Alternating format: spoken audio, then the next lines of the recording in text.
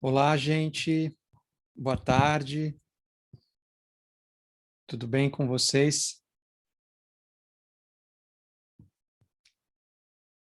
Então, hoje a gente continua com o nosso estudo sobre o Teatro Oficina.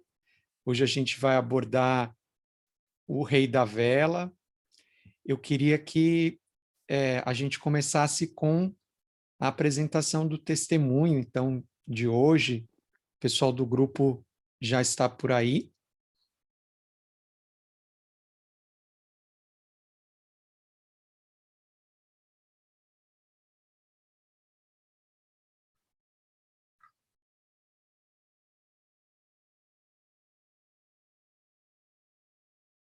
Vocês querem esperar mais um pouquinho, ver se chega mais público? Eu acho que sim. Letícia chegou agora, temos 11 pessoas. Vamos esperar então mais um pouquinho, a gente já começa, tá?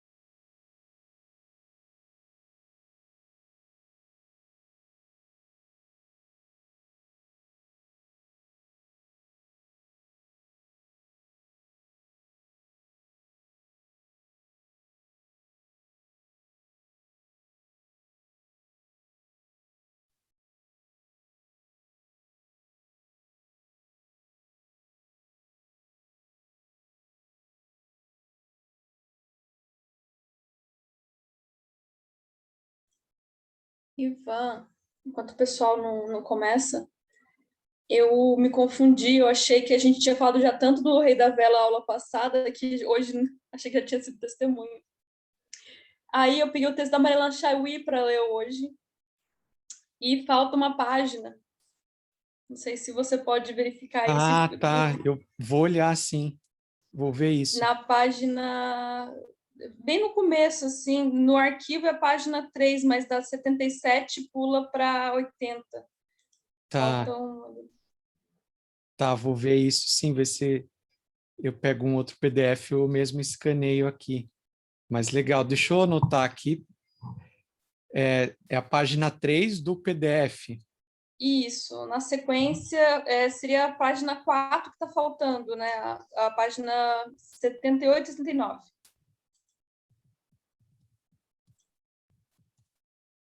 do scanner. Tá, legal, obrigado, Ana.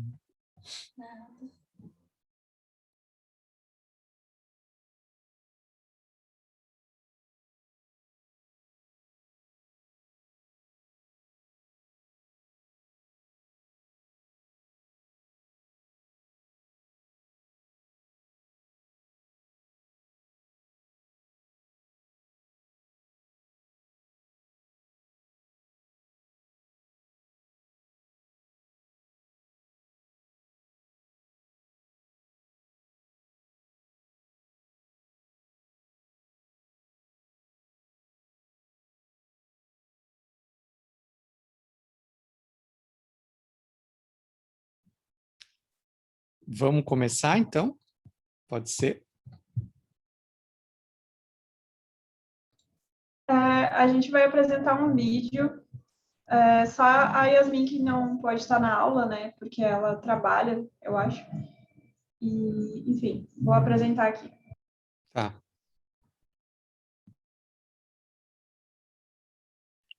Manda o link também, Evelyn, para quem não consegue ver quem tá no celular.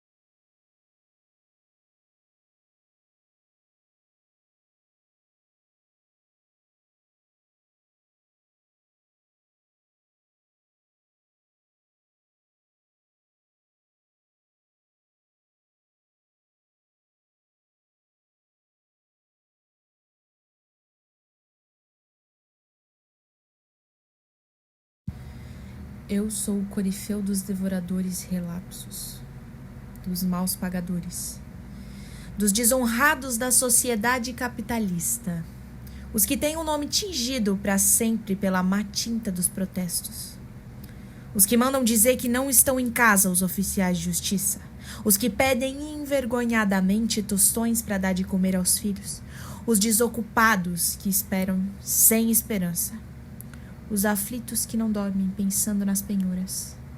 A América é um blefe. Nós todos mudamos de continente para enriquecer.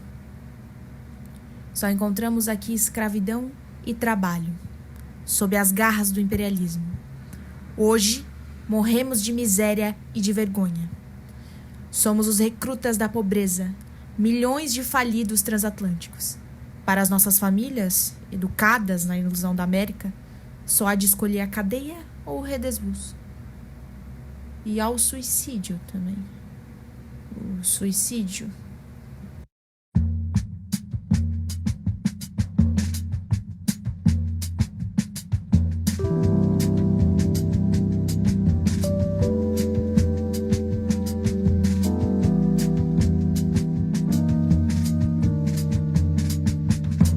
Há muito tempo nas águas da Guanabara, o dragão do mar reapareceu na figura de um bravo feiticeiro, a quem a história não esqueceu. Conhecido como navegante negro, tinha a dignidade de um mestre-sala, e ao acenar pelo mar, na alegria das regatas, foi saudado no porto pelas mocinhas francesas, jovens polacas e por batalhões de mulatas. Rubras cascatas jorravam das costas dos centros entre cantos e chibatas. Diga-me uma coisa, seu Abelardo, você é socialista? Sou o primeiro socialista que aparece no teatro brasileiro. E o que é que você quer? Sucedê-lo nessa mesa. Pelo que vejo, o socialismo nos países atrasados começa logo assim, entrando num acordo com a propriedade. De fato, estamos num país semicolonial. Onde a gente pode ter ideias, mas não é de ferro. Sim, sem quebrar a tradição. Umas facadinhas pra comer. A crise em que obriga. Mas eu não sou nenhum gangster, não. Eu sou biógrafo. Vivo de minha pena. Não tenho mais idade pra cultivar o romance e a poesia. E o Teatro Nacional virou um teatro de tese. E eu confesso a minha ignorância, que eu não entendo de política, eu nem quero entender. Hoje eu sou quase um conservador. O que me falta é a convicção. Trabalharam e fizeram trabalhar para mim milhares de seres durante 98.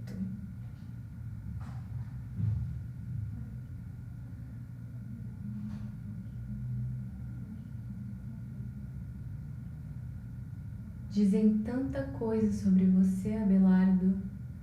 Já sei. Os degraus do crime que desci corajosamente. Sobre o silêncio comprado dos jornais e a cegueira da justiça da minha classe. Ai, os aspectos do passado. Os homens que traí e assassinei. As mulheres que deixei. Os suicidados. O contrabando e a pilhagem. Todo o artesanal do teatro moralista dos nossos avós, sabe? Nada disso me impressiona. Nem impressiona o público. A chave milagrosa da fortuna. A chave vale. Jogo com ela. O pânico! Por que não? O pânico do café. Com dinheiro inglês que comprei café na porta dos fazendeiros desesperados de posses desses segredos governamentais. Joguei duro e certo no café o papel. Anotei ruínas de um lado e ouro no outro. Vias a um trabalho construtivo, a indústria. Calculei ante a regressão parcial que a crise provocou. Descobri e incentivei a regressão. A volta à vela. Sobre o signo do capital americano. Ficaste o rei da vela.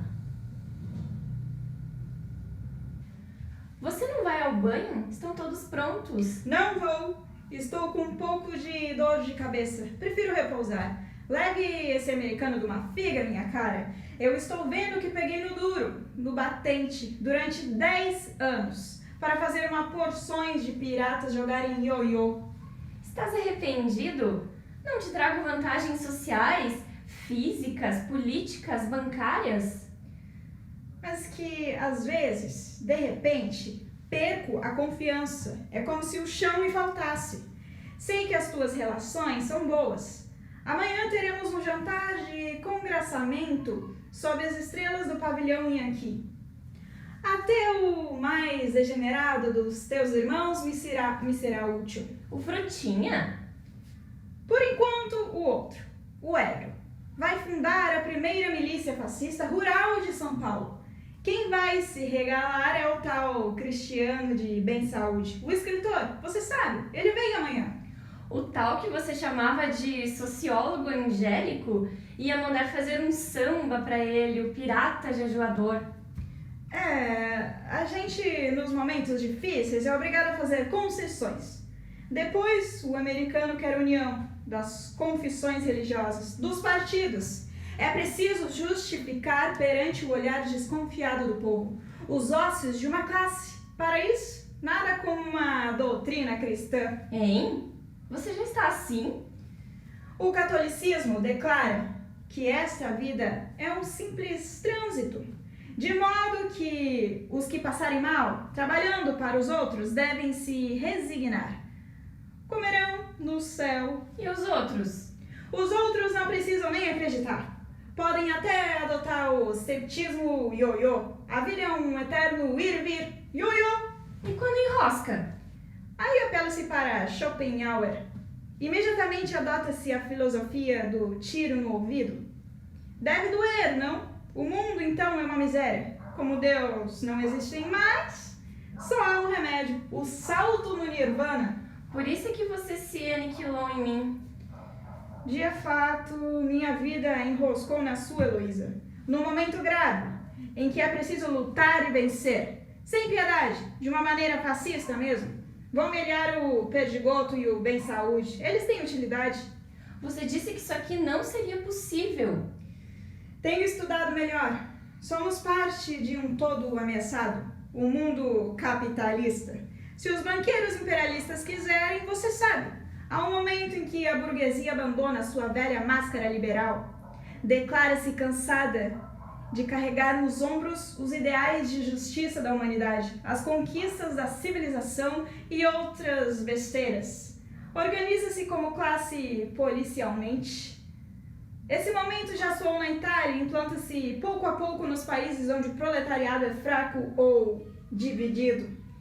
Então eu vou já brincar de jacaré com o americano. Vai! Ele é Deus, nosso Senhor do Arame. Brinca, meu bem! Não confunda, seu Abelardo. Família é uma coisa distinta. Prole é de prole.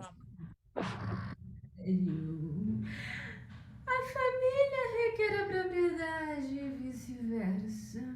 Quem não tem propriedade deve ter prole. Para trabalhar, os filhos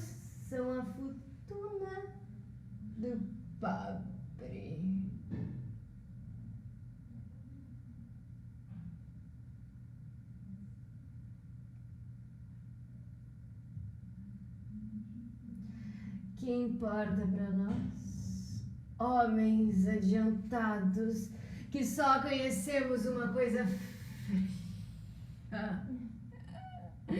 o valor do dinheiro. Comprar esses restos de brasão ainda é negócio. Faz vista num país medieval como o nosso. O senhor sabe que São Paulo só tem 10 famílias. E o resto da população? O resto é... Ali. O que eu tô fazendo? O que o senhor quer fazer? É deixar de ser prole pra ser família. Comprar os velhos brasões.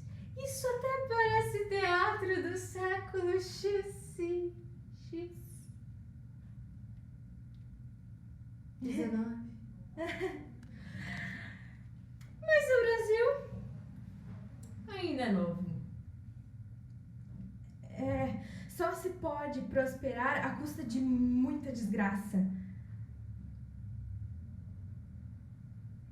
Mas muita mesmo.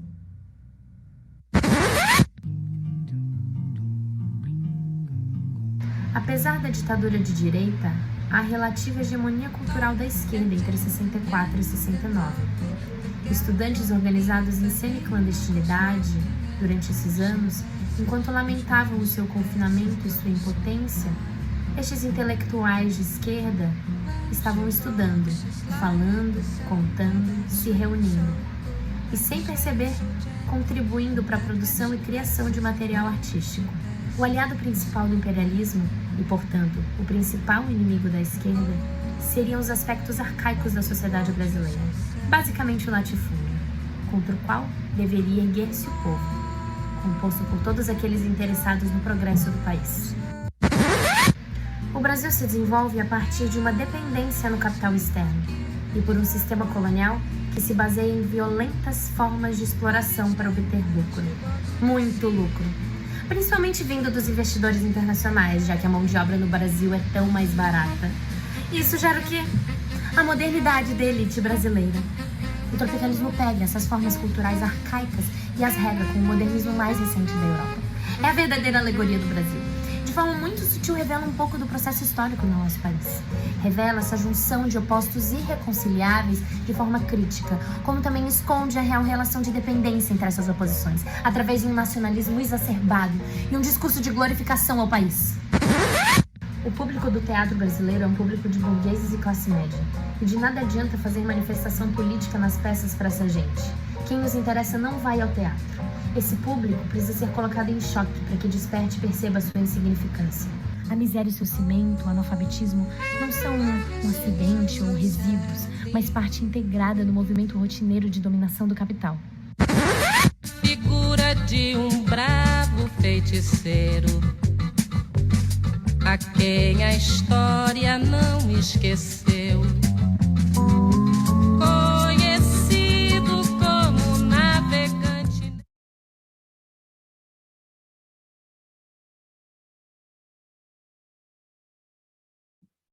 Legal, gente, obrigado. Temos bastante coisa aí para conversar sobre o testemunho de vocês. Então, eu queria que a gente começasse com quem assistiu. Quais as impressões de vocês, que relações vocês fazem com as discussões que nós fizemos na última aula, a partir do texto do Roberto Schwartz, e sensações, questões que vocês gostariam de formular, enfim, o que vocês observaram nesse testemunho que vocês gostariam de destacar.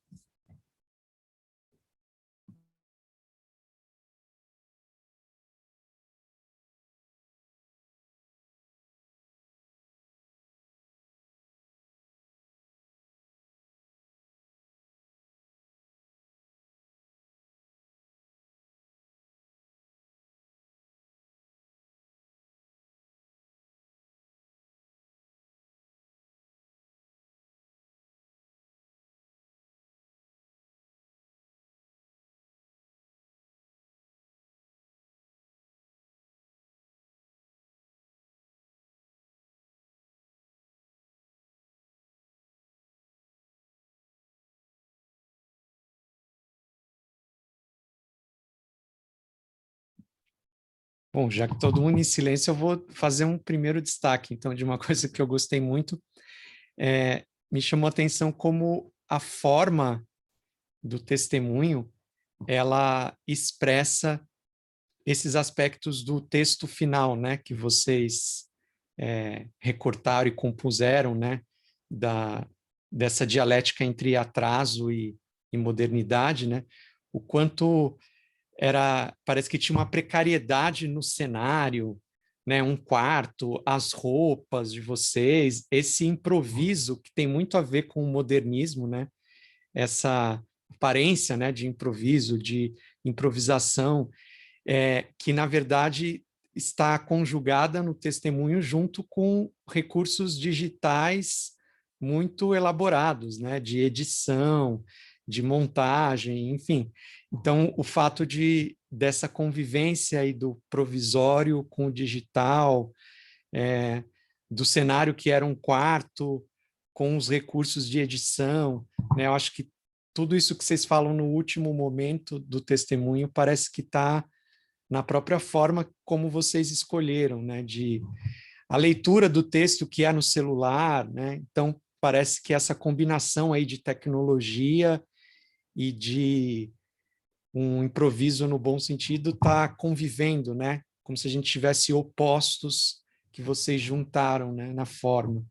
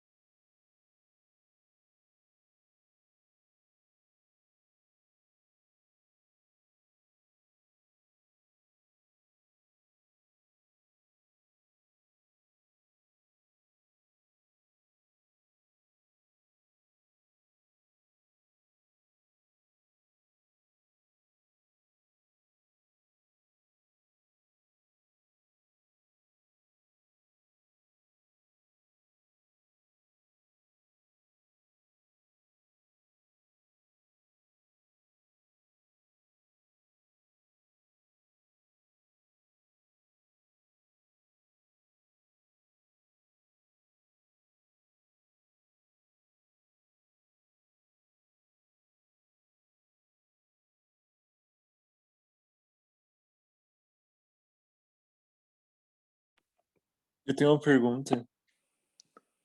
Por que vocês escolheram aquela música?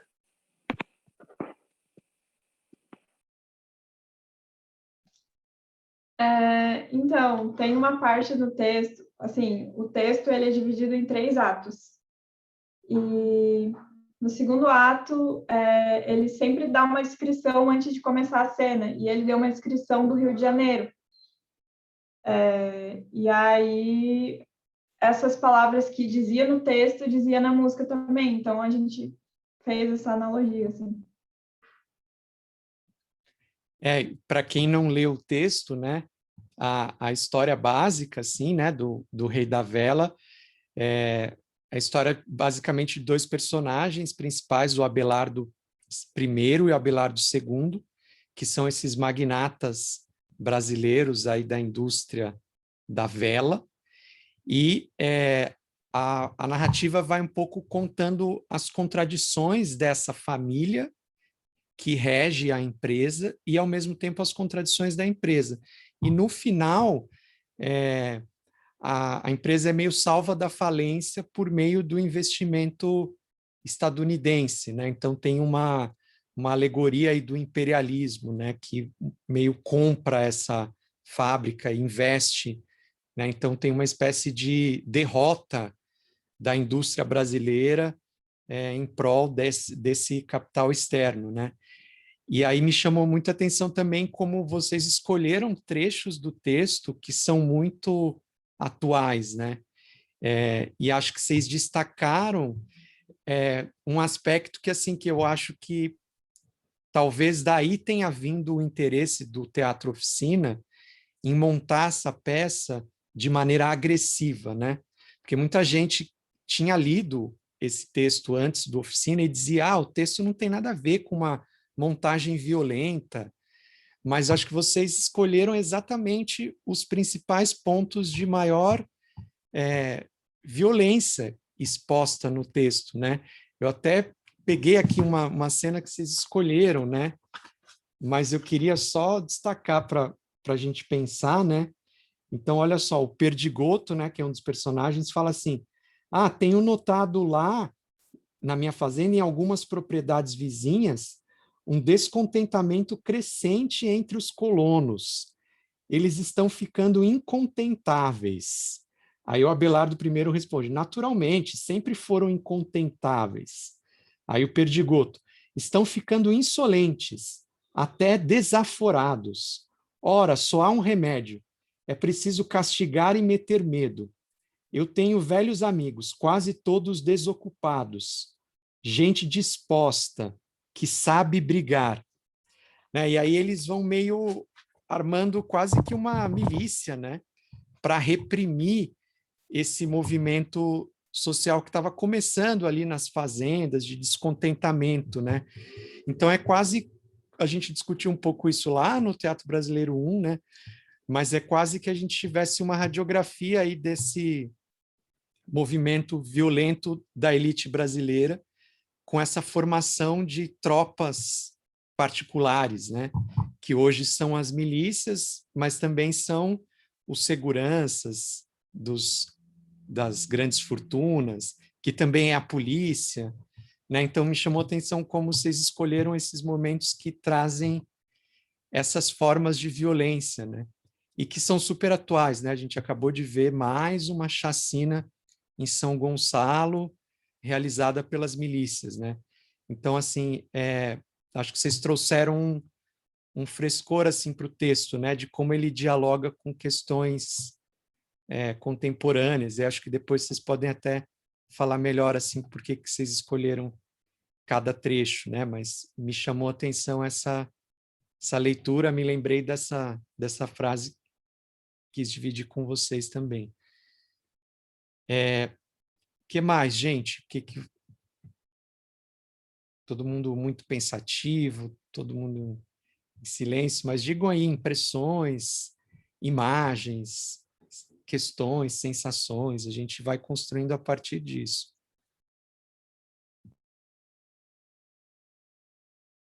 Eu fiquei um pouco curiosa para entender assim as imagens do início e do final, assim, que vocês estão com a vela e também com a bandeira, né? Não sei se vocês querem falar um pouco sobre essas escolhas. E vocês estão dançando também, né? Eu acho que vocês podiam falar um pouco disso. Eu vou falar... Pode falar, por favor. Não, fala você. Tá. Meu Deus. Fazendo a leitura do texto, para mim fica muito claro assim, que o Abelardo I e o Abelardo II, o Abelardo I era um agiota, né? Ele emprestava dinheiro para as pessoas e depois confiscava tudo que elas tinham. Assim. E ele tem uma empresa de vela, e aí, se eu não me engano, numa parte do texto fala que a energia elétrica está fadada ao fracasso no país, porque ninguém vai ter dinheiro para pagar, né? E o cara, ele tem uma empresa de vela, então ele tem dinheiro porque as pessoas não têm dinheiro para pagar a luz elétrica. Então, é como se eles estivessem dançando com a vela, porque a vela é o que dá dinheiro para eles viverem bem enquanto todo mundo está pobre, para ele ter dinheiro, para ele poder emprestar dinheiro para as pessoas, sabendo que elas não vão ter como pagar, porque tem partes do texto que ele fala que ele empresta, porque ele sabe que depois ele vai poder tirar as coisas de volta das pessoas, que a pessoa não vai pagar, então ele vai poder pegar os bens, pegar o que a pessoa tem. Então é meio que isso, assim. E a bandeira é porque Brasil, né? Também tem uma coisa que, tipo, é como se a vela representasse as vidas que foram tiradas dessas pessoas, sabe? Ou por falta de condições financeiras, enfim. E aí a gente quis trazer isso relacionando com os dias atuais, assim. As mortes, né, que estão acontecendo na pandemia e o governo simplesmente cagando, sambando, né, feliz, como se nada tivesse acontecido. Então, foi mais ou menos isso, como se a gente começasse com a vela ali como se fosse um luto, dessas vidas perdidas representadas pela vela, só que daí, né, aí depois a gente foi representando o governo, assim. Até a escolha da música, né? Vocês me ouvem? Que foi uma conversa que surgiu enquanto a gente estava montando, né, como que seria o trabalho, que foi a música, o samba, ela ser uma denúncia, né? O samba foi usado como denúncia, né? E uma coisa de tipo, eu tô aqui dançando a sua denúncia, eu tô sambando na sua denúncia. A gente trouxe essa discussão quando a gente estava montando o trabalho de tudo bem, pode gritar, mas eu tô nem aí pro seu grito, sabe? Essa questão também.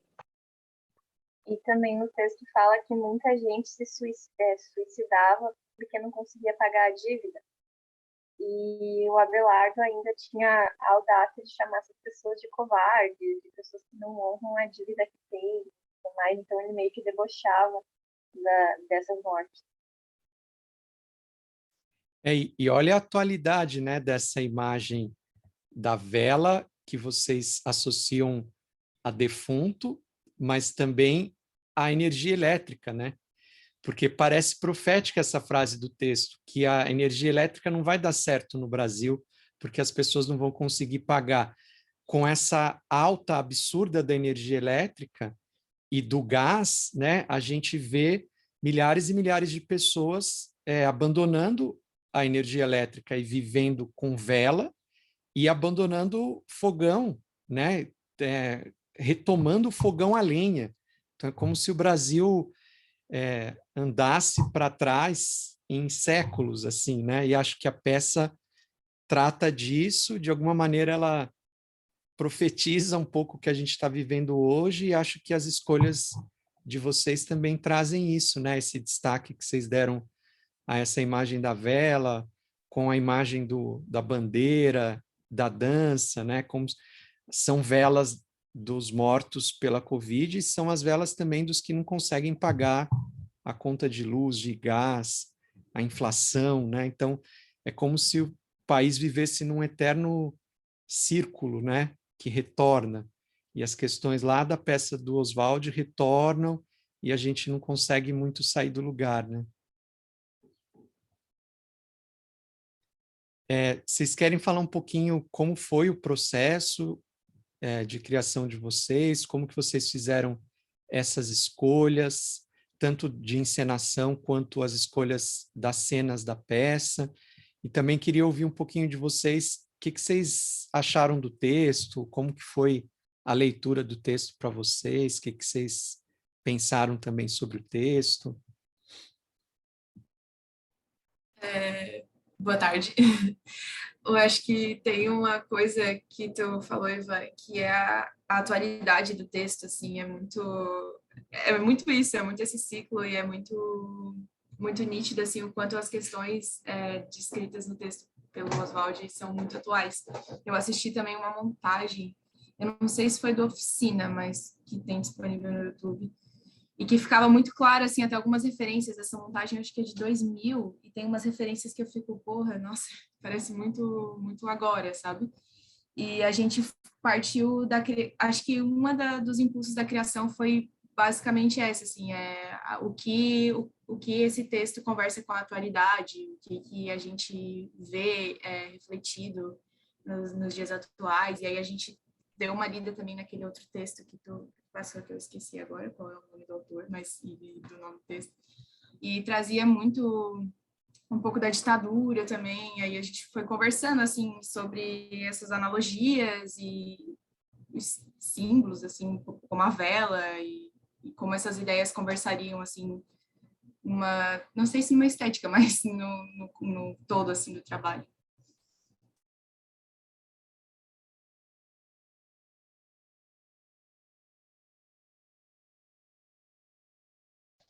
Também na parte ali final, a gente quis trazer a figura da professora falando coisas atuais, né?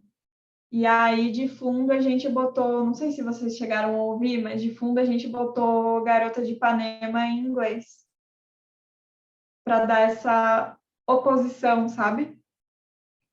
E, enfim, daí foi uma ideia que a gente trouxe, como a Lari falou, assim, tipo, são coisas atuais, então a gente queria trazer uma coisa atual, que é a professora, e aí tem os cortes no meio, que é tipo, as pessoas hoje em dia silenciam tantos professores, né? E aí a gente quis representar isso com aqueles cortes no meio, assim, sabe? Como se fosse um disco arranhado, no caso. Outra questão que a gente pensou quando a gente decidiu trazer a professora foi na relação com os testemunhos anteriores, né? Opa, desculpa.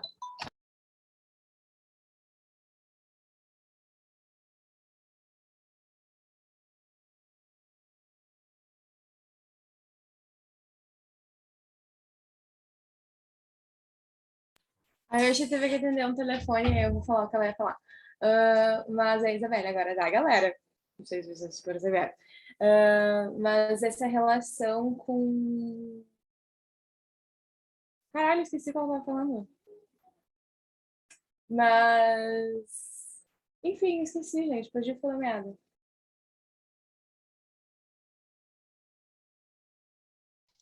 Ia falar da professora, da outra coisa que a gente relacionou. Ah, é verdade, lembrei agora.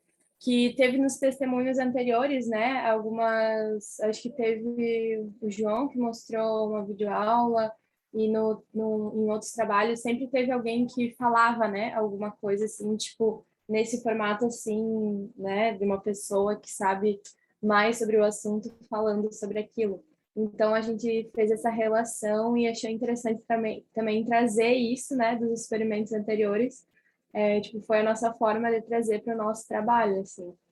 Eu acho que sobre as leituras dramáticas, né, que nós fizemos, enquanto a gente estava se conversando e planejando como que ia ser, porque enquanto a gente lia o texto, a gente pegou falas que nos marcaram, assim, que a gente achou interessante, e a gente ia colocando num docs, assim, sabe? E aí depois a gente ia conversando sobre o que será que ficaria, o que a gente tiraria para ir nessa leitura, né? Que a princípio a gente não tinha pensado como leitura dramática, a gente pensou cada uma vai falar, né, na sua casa. Daí a gente percebeu que nós estaríamos juntas, eu, Eduarda, Evelyn e Yosha, em Floripa. Eu e Yosha moramos juntas e a Evelyn é a nossa vizinha, né? Então a gente percebeu que estaríamos juntas e aí a gente ficou tipo, tá, por que não fazermos uma leitura dramática, né? Aproveitar que a gente está, vamos nos encontrar e tudo mais, e fazer isso e usar no trabalho. Eu acho que vai ser bom, sabe, as pessoas assistirem isso, tipo, lembrar que dá para eu fazer uma leitura dramática com alguém ali do meu lado e eu aproveitando que aquela pessoa tá falando ao vivo, assim, sabe, aquela troca assim. E aí a gente achou que também casava com o formato do trabalho, né, ter essa leitura assim.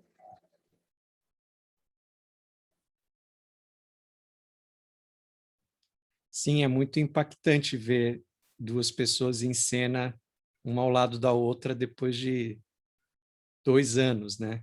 É bem forte, assim, teve um efeito muito legal. E como que vocês escolheram esses trechos? Por que esses trechos do texto chamaram mais a atenção de vocês? Eu acho que porque são os trechos que mais denunciam, assim, essa coisa atual que o texto tem, né? Eles evidenciam muito isso.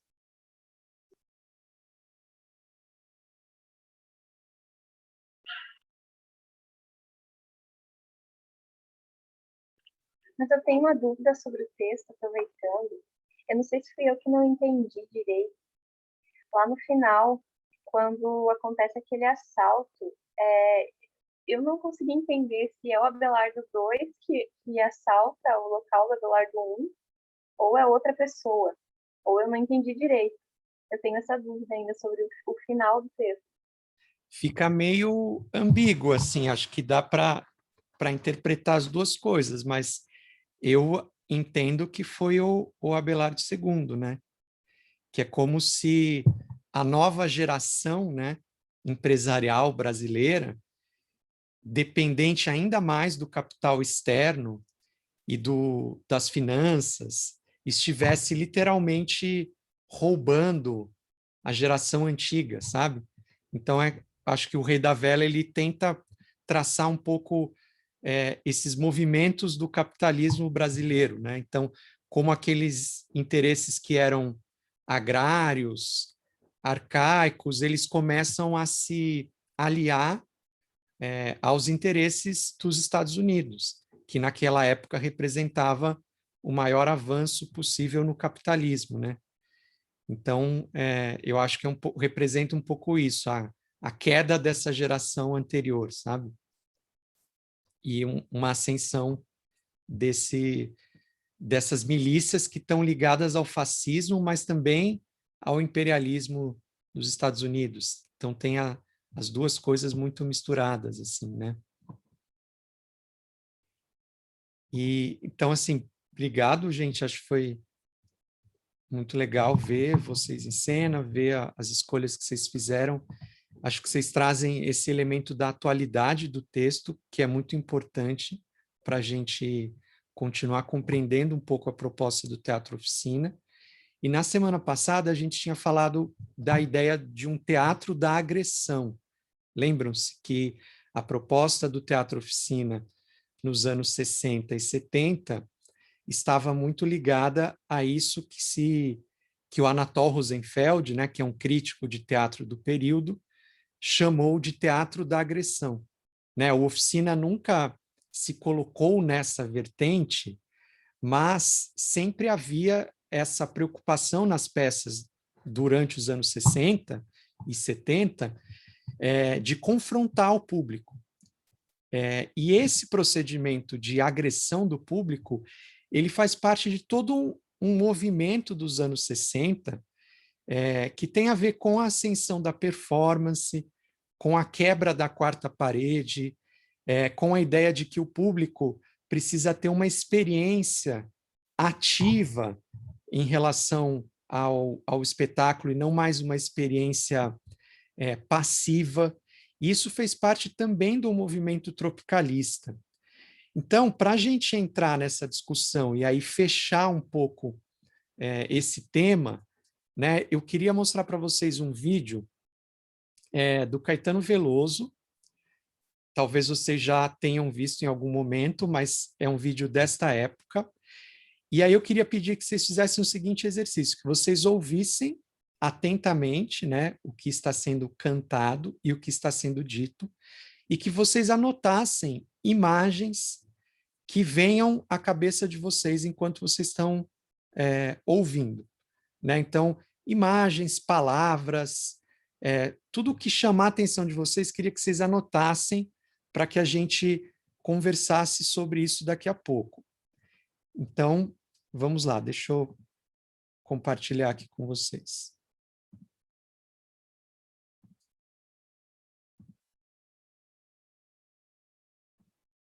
Espera aí.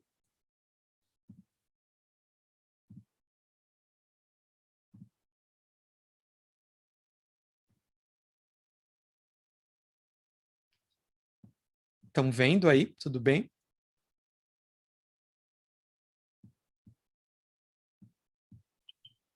Tá bem pequeno aqui. Espera aí, deixa eu...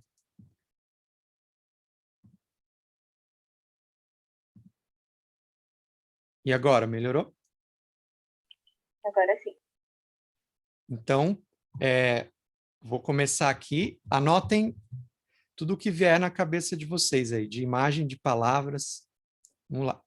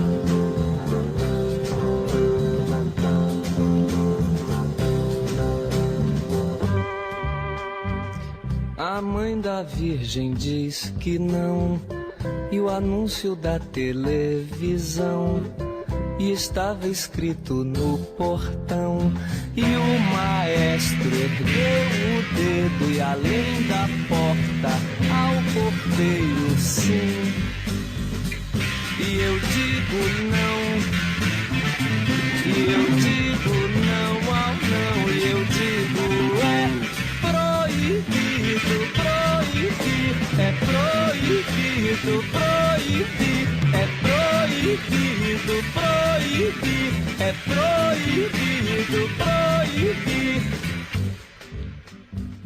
Me dê um beijo, meu amor, eles estão nos esperando. Os automóveis ardem em chamas, derrubar as prateleiras, as estantes, as estátuas, as vidraças, louças, livros, sim. E eu digo sim, e eu digo não ao não, e eu digo proibido, proibir, é proibido, proibir, é proibido, proibir, é proibido, proibir, é proibido, proibir.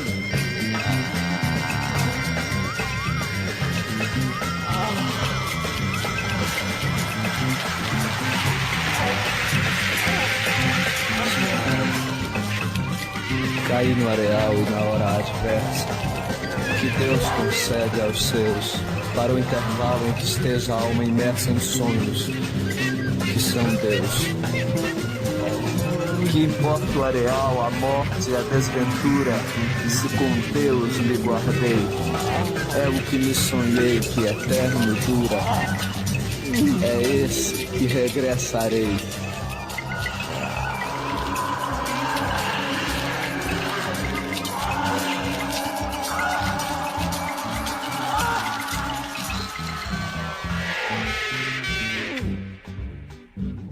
Me dê um beijo, meu amor, eles estão nos esperando. Os automóveis ardem em chamas, derrubar as prateleiras, as estátuas, as estantes, as vidraças, louças, livros, sim. E eu digo sim, e eu digo não ao não, e eu digo proibido, proibir, é proibido, proibir, é proibido, proibir, é proibido, proibir, é proibido, proibir, é proibido.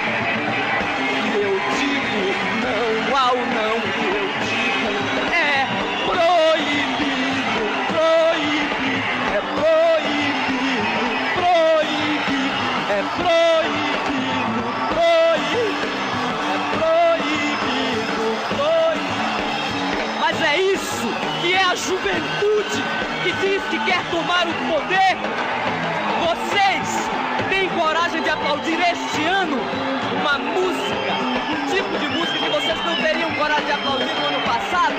São a mesma juventude que vão sempre matar amanhã o velhote inimigo que morreu ontem. Vocês não estão entendendo nada, absolutamente nada. Hoje não tem Fernando Pessoa. Eu hoje vim dizer aqui que quem teve coragem de assumir a estrutura de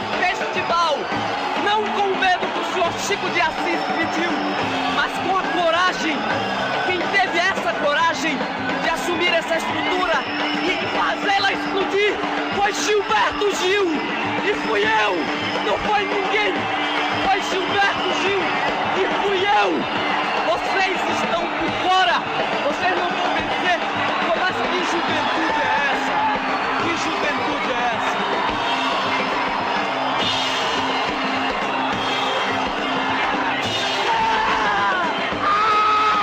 Vocês jamais vencerão ninguém. Vocês são iguais, sabe a quem? Vocês são iguais, sabe a quem? Tem som no microfone? Vocês são iguais, sabe a quem? Aqueles que foram na Roda Viva e espancaram os atores. Vocês não diferem em nada deles. Vocês não diferem em nada. E por falar nisso, viva Cacilda Becker! Viva Cacilda Becker! Estou comprometido em dar este viva aqui, não tem nada a ver com vocês. O problema é o seguinte: vocês estão querendo policiar a música brasileira, fazer americana, mas eu e Gil já abrimos o caminho. O que é que vocês querem? Eu vim aqui para acabar com isso. Eu quero dizer ao júri: me desclassifico. Eu não tenho nada a ver com isso. Nada a ver com isso. Gilberto Gil. Gilberto Gil está aqui comigo para nós acabarmos com o festival, com toda a imbecilidade que reina no Brasil. Para acabar com isso tudo de uma vez. Nós só entramos em festival para isso. Não fingimos aqui, desconhecemos o que seja um festival, não. Ninguém nunca me ouviu falar assim. Entendeu? Só queria dizer isso, baby. Sabe como é? Nós, eu e ele, tivemos coragem de entrar em todas as estruturas e sair de todas. E vocês, se vocês em política forem como são em estética, estamos feitos.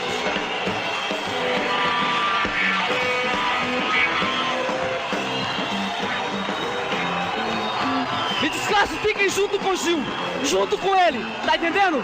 E contra vocês, nessa. O júri é muito simpático, mas é incompetente. Deus está solto.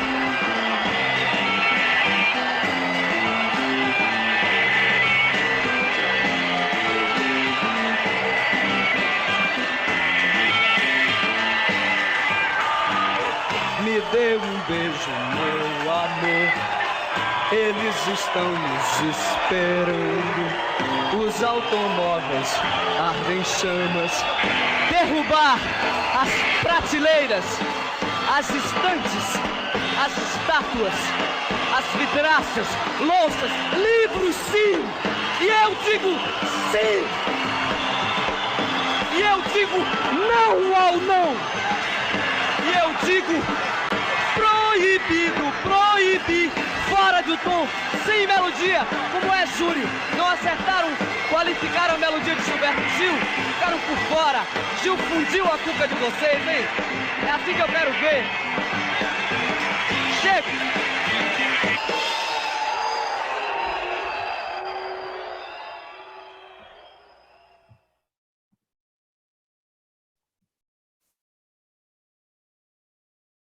Então, queria que vocês falassem o que vocês anotaram, o que chamou a atenção de vocês nesse vídeo e como que vocês relacionam com essa discussão que a gente está tendo sobre o tropicalismo e sobre o teatro oficina.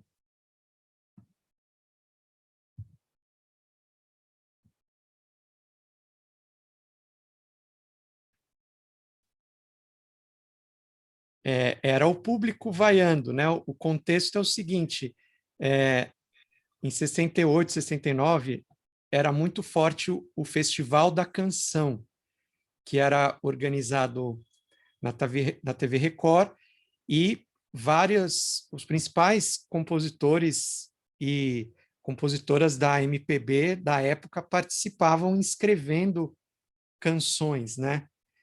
E neste, que foi o terceiro Festival da Canção, tanto a música que o Gilberto Gil apresentou, como essa que o Caetano apresentou com os Mutantes, foram vaiadas, porque a plateia estava a favor do Chico Buarque, e, na verdade, estava a favor de uma canção de protesto mais, digamos, politicamente engajada, mais explícita, né? E também estava contra as experiências formais com a guitarra, com a mistura entre MPB e rock. E o Caetano, sabendo disso, sabendo que o Gil já tinha sido vaiado, ele entrou no palco e começou a fazer além de tocar o Proibido Proibir, fazer um autêntico happening, né? Que é como se chamava na época as performances. E aí ele leu o texto, ele se atirou no chão, foi tirando figurino. Então, isso, para que ela era uma plateia de esquerda, mas uma plateia de esquerda extremamente, como o Caetano diz, né? Se vocês forem como política, o que vocês estão em estética, nós estamos feitos. Então, era uma plateia esteticamente muito reacionária, muito conservadora, né? Então, eles ficaram revoltados com a proposta performativa e também com a canção, que não, segundo a plateia, não era explicitamente política, mas ela fala proibido proibir, vamos dizer não ao não. Eu acho que é muito político cantar isso durante a ditadura, mas não bastou para a plateia. E aí, de improviso, o Caetano começou a fazer esse discurso contra a plateia, né? Então, assim, é o artista que está sendo vaiado e que começa a brigar literalmente com a plateia, e ele faz todo esse discurso. E aí tem alguns conceitos do tropicalismo e da arte dos anos 60 que a gente pode discutir. Mas queria que vocês falassem mais aí. Vocês escreveram aqui um pouco no chat, mas falem o que mais que vocês pensaram e sentiram. Eu acho incrível que ele fala, grita, e depois ele continua cantando, assim, no final. como que ele muda o estado, assim. Mas uma coisa que eu queria dizer, que eu percebo, assim, não sei se eu percebo, mas ultimamente, assim, tem uma onda crescente de... Como é que eu vou falar sem acabar me atropelando nas minhas palavras, ou ser mal entendida? Mas, assim, hoje em dia tem muita galera que ouve, assim, Mutantes, ouve Caetano e tal, é meio que como se fosse uma coisa cult, assim, sabe? Como se tivesse se elitizado essas coisas. E é meio que uma coisa, porque eu ouço Mutantes, eu analiso as canções, né? Aquelas pessoas chatas pra caralho, né? E sendo que não, sendo que o que os Mutantes faziam, o Caetano, eles queriam essa liberdade, né? Proibido proibir, assim. Eles não queriam encaixar as coisas em caixinhas, como ultimamente a gente vê muito. Eles queriam fazer a música deles. Então, o que me chama atenção mais é isso. Sim, e a música também era bem misturada, assim, tinha muitos instrumentos, assim, muitos batidos diferentes. Acho que também tem um pouco disso. Essa mistura de coisas, de instrumentos, assim, ela é muito julgada, né? Tem gente que não gosta, que acha que é barulho, que acha que enfim. Mas eu fico imaginando lá como deveria ser, né, essa mistura de sons, esses experimentos, assim, deveria ser uma coisa muito rica na época, porque hoje em dia, se você vê um show assim, de músicos que tocam assim, não é essa bagunça toda que ouve no áudio, é uma coisa gostosa de ouvir, porque você compreende as coisas. E então eu imagino que naquela época, para quem estava entendendo o que estava acontecendo ali, devia ser muito legal. Sim, Eu acho que... Oi, fala. Desculpa. É só que eu penso nessa coisa dos barulhos diferentes, essas coisas que é muito o início de tentar brincar com isso, né? De tentar entender como fazer música com esses sons diferentes, não só com o que era considerado música. Então, hoje a gente consegue ver em muito artista que seguiu por essa área uma experimentação, um lugar mais concreto de como usar isso, né? E de como fazer algo esteticamente na ideia que ele estava tentando ali, né? Só que ali é muito um começo dessa tentativa, então por isso que tem muita gente ainda que escuta e fica meio, parece só barulho, mas é ele tentando entender como usar esses barulhos, né? E é bem interessante. sim, é como se essa tentativa de compreensão, né, fosse encarada como uma agressão, porque as vaias vão ficando cada vez mais violentas, né? Tanto que vocês até acharam que a polícia estava invadindo, né? Porque tem tanto barulho ali, porque aquela experimentação era como se fosse algo que agredisse as crenças daquela plateia, né?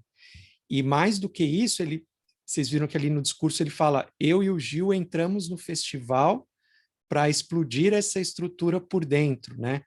Então, tem essa ideia do tropicalismo que é habitar a indústria cultural para tentar utilizar essa grande repercussão que a indústria cultural tem a favor de uma arte transformadora, questionadora. E aí muita gente critica essa experimentação tropicalista porque ela acaba sendo incorporada ao mercado, né? É como se a utopia tropicalista fosse de habitar o mercado, mas conseguir negá-lo ao mesmo tempo. E isso é muito difícil de fazer, de fato, né? Então, como disse a Duda, hoje, essa experiência toda, ela não causa mais choque no público, mas, pelo contrário, ela se transformou numa mercadoria como outras tantas, né? Como que fica numa prateleira lá da música cult, assim como o sertanejo está em outra prateleira, o axé, enfim. Mas o que é importante a gente perceber é como, nesta época, havia um potencial de estranhamento e de choque nessa experiência, né? Que eu acho que é essa grande utopia ali tropicalista, né? Exatamente, como se a gente tivesse uma geração antiga dizendo que a música nova é só barulho, mas essa geração antiga, o engraçado, Aaron, é que eram os jovens, né? Por isso que o Caetano fala, a juventude, essa é a juventude brasileira de hoje, né? Porque havia uma expectativa de que a música fosse uma música popular, nacional, e com uma mensagem clara política. E o tropicalismo estava se baseando em outras concepções estéticas, né? E uma das vertentes mais fortes era causar o choque. E essa mesma reação do público é a reação que muita gente que assistiu às peças do Oficina narra, né? Que as pessoas não chegavam a vaiar tanto, mas elas saíam xingando bem alto, saíam muito irritadas, né, com a peça, porque a proposta era de causar um choque, de causar uma transformação em quem está assistindo. E aí vocês podem ver que isso fazia parte do momento estético e político brasileiro de então, né?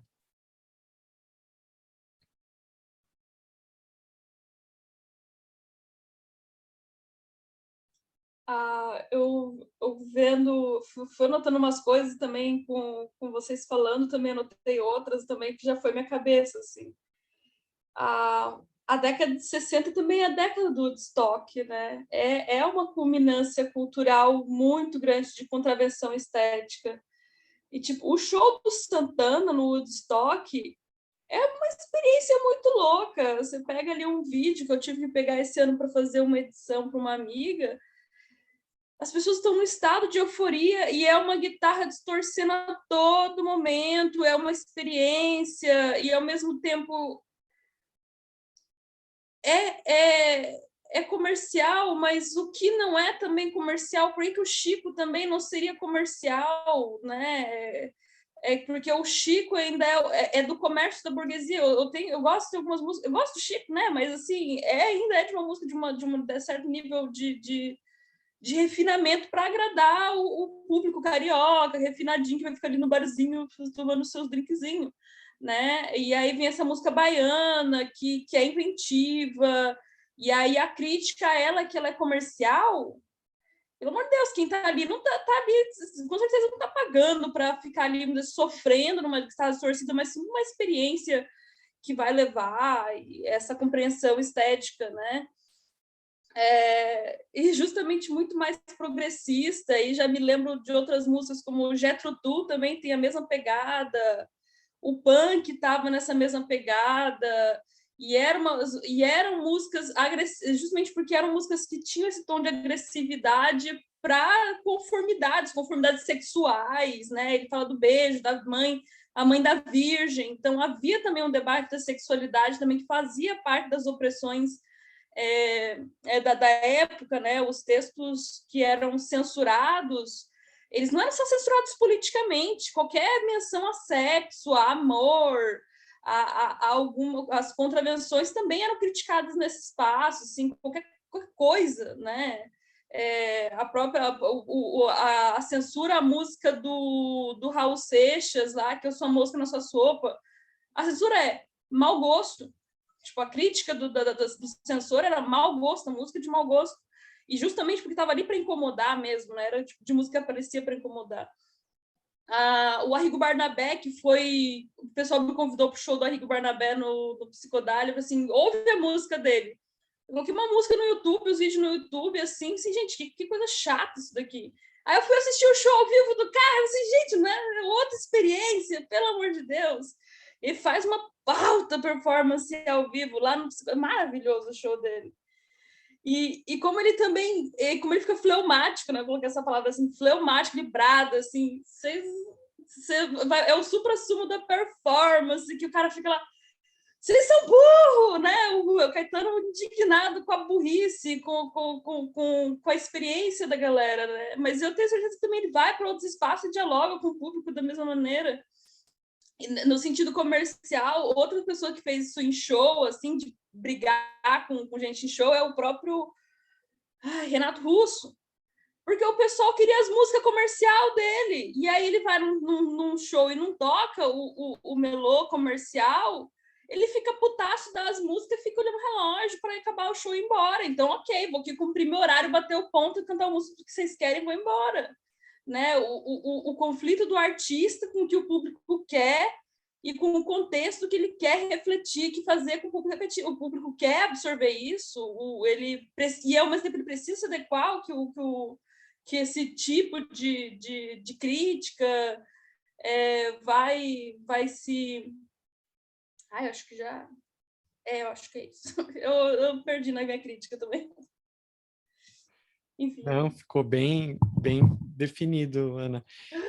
E acho que é muito importante isso que você traz, e as reflexões que vocês estão lançando aqui no chat também, porque o contexto histórico era de uma esquerda brasileira extremamente autoritária e de influência stalinista, né? Então, o que se acreditava no período é que a arte tinha uma forma fixa, né? E a arte, ela deveria atender aos desejos do povo, dessa entidade quase que abstrata, né? O que é o povo? O que é o povo brasileiro, né? Muito diferente da população e da classe trabalhadora soviética.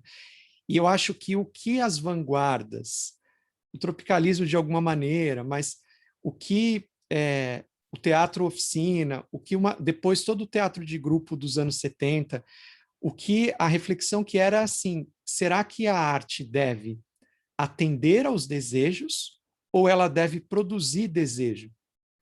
Então, aquilo que mais tarde, né, a filosofia francesa, o Deleuze, o Guattari, chamam de produção de subjetividade. Então, é a ideia de que a arte tem o poder de produzir novas subjetividades, portanto, ela deve ser inventiva, e ela não deve ser passiva, ela não deve apenas produzir aquilo que a plateia espera. E essa é uma questão muito forte até hoje, assim, né? Então, assim, quando a gente... o que significa o teatro popular? Né? Muita gente diz, se você faz uma arte difícil, hermética, como que você quer dialogar com o povo, com pessoas que nunca viram teatro, com a classe trabalhadora? E a resposta que o teatro, a música, a literatura dos anos 60 começaram a dar para essa pergunta não, nós temos nós podemos nos comunicar com uma massa grande de pessoas, ao mesmo tempo acreditando na produção da subjetividade. De alguma maneira, como se a esquerda tradicional falasse em defesa do proletariado, né? Mas, ao mesmo tempo, subestimasse esse mesmo público, né? Então, é como se as pessoas não vão entender o que está sendo dito, né? A mensagem precisa ser muito direta, a mensagem precisa dialogar com o tipo de arte que as pessoas conhecem, com a música que as pessoas estão acostumadas a ouvir, né? E acho que toda a reflexão da vanguarda está num outro lugar, né? De que é preciso quebrar as expectativas, é preciso provocar uma experiência de choque, e que essa experiência, mesmo quando ela não seja entendida, ela pode ser transformadora, né? Então, até hoje, a gente está discutindo não o show do Chico nesse festival, né? Que a música do Chico que ganhou também nem era grande e politizada, era uma música do Chico com o Tom Jobim, o Sabiá. E ganhou porque é uma música com violão, né, remete a uma série de referências da música brasileira tradicional, e aí essa composição ganhou, mas a gente está discutindo hoje não só a música, mas a performance do Caetano, né? Então tem uma espécie de outra forma de encarar o papel social da arte. E acho que é sobre isso que a gente pode pensar, né? E a gente, nas últimas aulas, discutiu isso no plano do teatro. A proposta do teatro de arena, que apesar de não ter conseguido se engajar de fato com uma plateia mais popular, porque quem ia acabava sendo a classe média, buscava esse diálogo com a classe trabalhadora, e essa proposta tropicalista e das vanguardas artísticas que estavam mais relacionadas à ideia de experiência, à ideia de choque, à ideia de produção de subjetividade, né?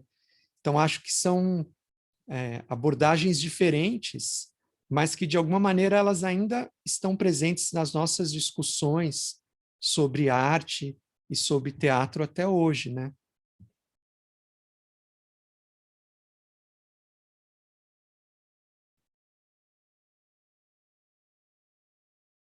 Para vocês fica nítida aí essa oposição dessas referências do que era essa arte nacional popular, do que era essa arte de vanguarda, o teatro de oficina e o teatro de arena? Vocês conseguem identificar essas vertentes até hoje? Não? Ainda é meio vago? O que vocês acham disso?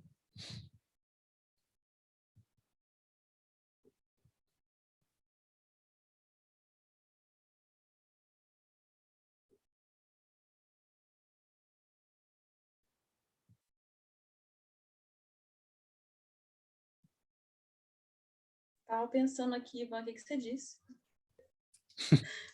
Não, se essa oposição, essa diferença, né, de caminhos estéticos aí dos anos 60, tanto no teatro quanto na música, na arte em geral, se essa diferença é nítida para vocês, se ainda está meio abstrato, vocês conseguem perceber um pouco esse caminho do teatro oficina e o caminho do teatro de arena, conseguem relacionar o que vocês veem de teatro hoje, que eu acho que, de alguma maneira, o que a gente faz de teatro até hoje está, de alguma forma, relacionada com o teatro oficina ou com o teatro de arena no Brasil, sabe? Eu acho que até hoje esses caminhos, a gente até mistura eles, né?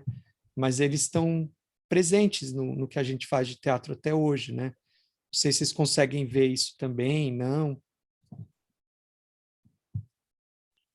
Eu não sei se o que eu vou falar está muito relacionado com isso, mas como a Ana falou sobre o Woodstock, eu li num livro uma vez que tem uma grande crítica sobre o público do Woodstock, porque ele se tratava de pessoas que, querendo ou não, tinham dinheiro, porque era um festival de vários dias, que você ficava lá praticamente sem fazer nada, né, entre aspas, sem fazer nada, e que os jovens que tinham que ganhar a vida e trabalhar, que não tinham famílias com dinheiro, eles não poderiam ter ido no Woodstock, assim.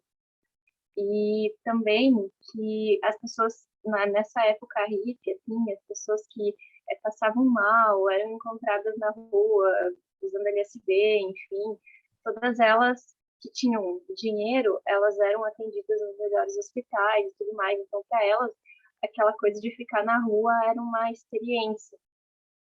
Já para as outras pessoas que não tinham tanto dinheiro assim, elas viam isso como uma afronta, porque a vida delas era na rua e elas tinham que ganhar a vida na rua.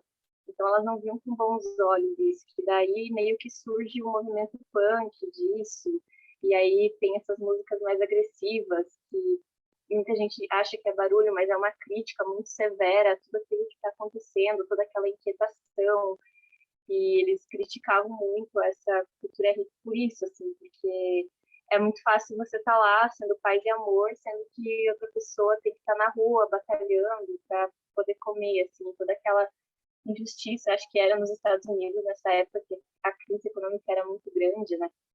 Enfim, então eu faço esse paralelo, porque todo mundo acha assim, a música punk é um barulho, sim, é um barulho, mas ela também tem muita crítica, porque ela parece que ela ela tem que ser assim, porque não tem outra forma de falar aquilo sem ser assim, sabe? Sem denunciar toda essa coisa ruim que tinha nessa época.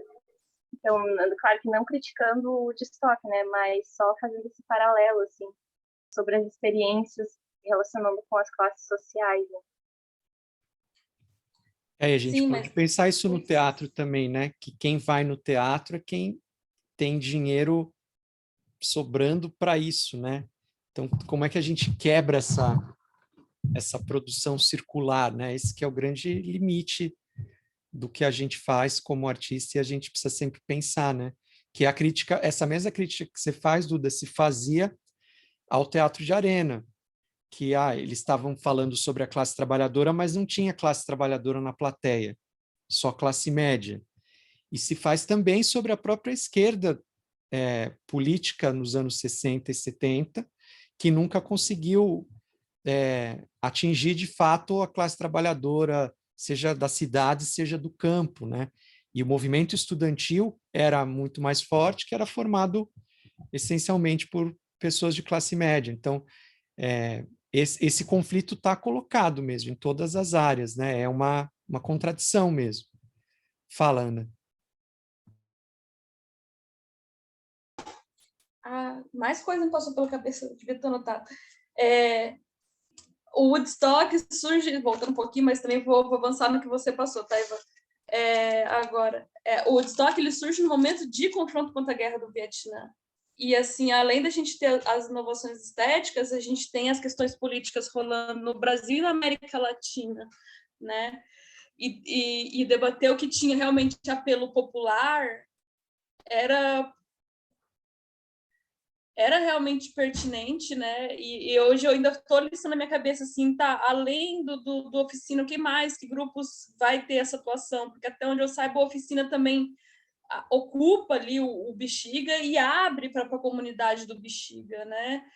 Vai ter o Tá na Rua, que é o grupo do Amir Haddad, também é um grupo desses que vai para a rua, vai se comunicar, então eu consigo ver em alguns momentos, tem um grupo aqui de Porto Alegre, esses grupos que vão para as atuações deslocadas, que vão fazer suas ações, mas também, ao mesmo tempo, nessa mesma década, a coisa foi tão suprimida pela sua potencialidade que perderam força também, né?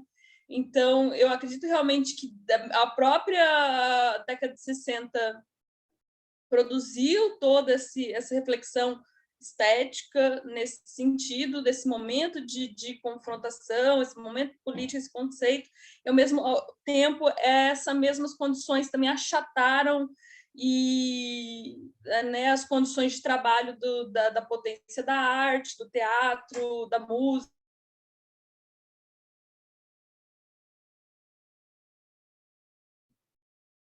ao uso realmente comercial, que vai ser vendido, né? Quando a gente trouxe ali o filme uns trechos do filme do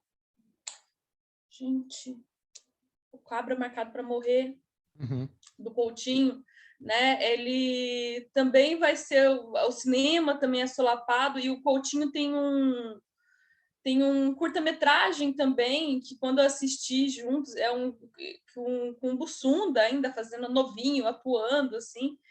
E era um filme super estranho, esquisito, e ao mesmo tempo havia um cinema ali também nacional que também não era motivado, era um cinema aos trancos e barrancos, e também cerceado pelas questões políticas. Esse período também, ao mesmo tempo, eu enxergo também tudo que foi cerceando nossos direitos, cerceando a criatividade, cerceando a produção cultural, ao ponto de a gente não conseguir ver o crescimento de um teatro que dialogue, né, durante esse período, com um teatro que massivamente dialogue com toda a comunidade, né? Foi um massacre, né? Foi um massacre. Sim. E acho que até hoje a gente está em busca disso, né? Desse potencial mais pleno aí do teatro. E eu acho que é a partir dos anos 90, anos 2000, que se começa, de fato, a dar a devida importância para a formação do público, né?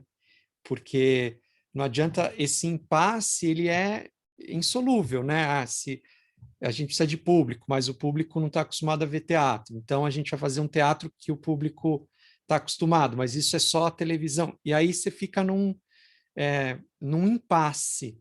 E aí a gente vai ver mais para o fim da disciplina como que algumas experiências tentaram superar esse impasse, mas acho que principalmente nessa vertente, que não é só da formação do artista, mas é a formação do espectador também, né? E acho que aí também tem um movimento que a sociedade brasileira viveu de expansão do ensino, da educação, que por mais que ainda estejamos numa miséria nesse aspecto, é uma miséria melhor, acreditem ou não, do que vivíamos nos anos 60, em que o analfabetismo era infinito quase, né? Assim, tinha uma parcela muito pequena das pessoas que de fato conseguiam frequentar a escola, conseguiam frequentar a universidade. Então, eu sinto que isso se modificou também, né? Por mais que a gente esteja vivendo hoje um momento de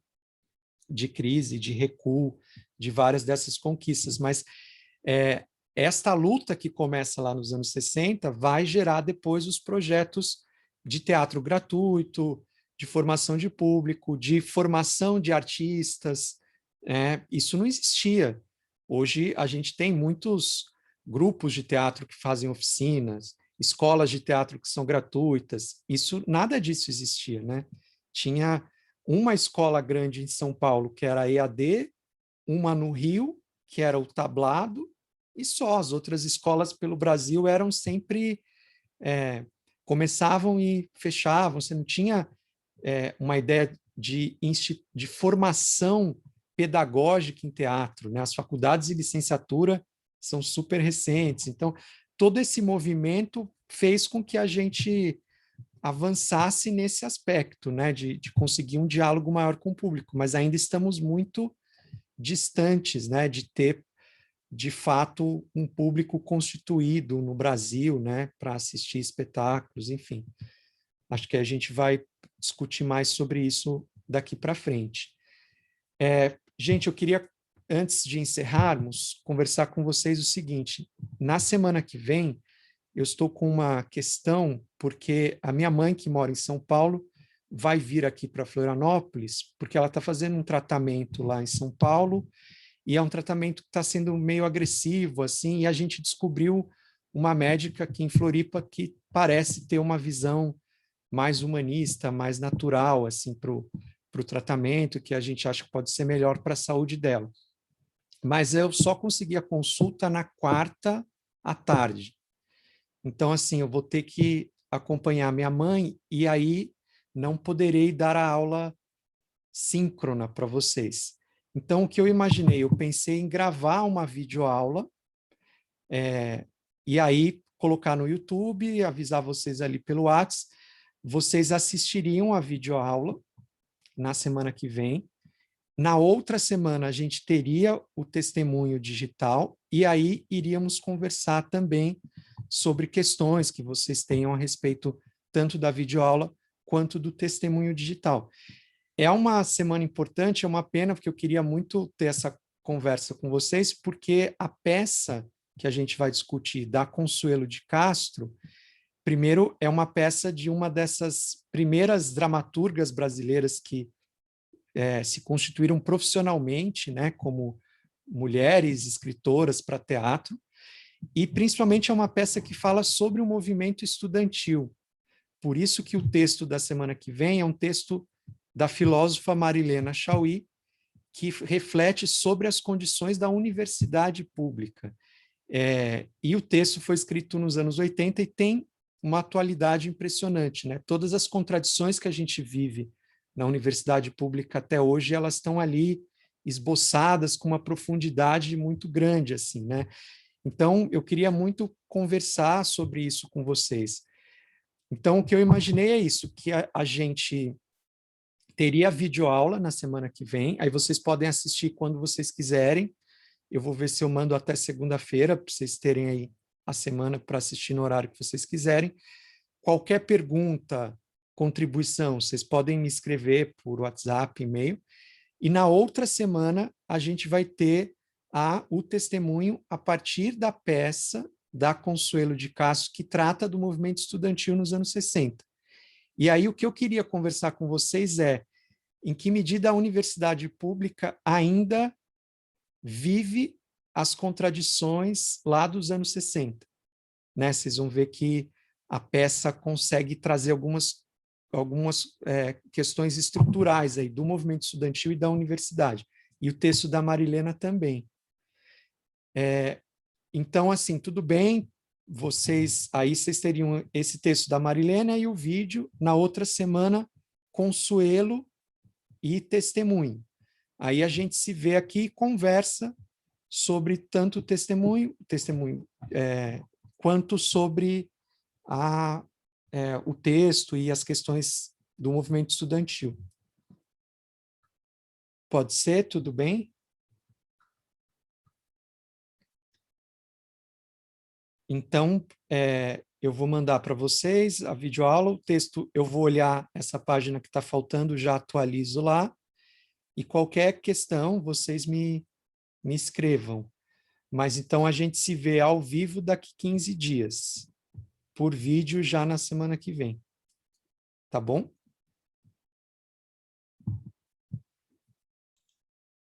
Então é isso. Obrigado, gente. Obrigada. Valeu. Beijo, até mais. Obrigada, gente. Beijo, galera!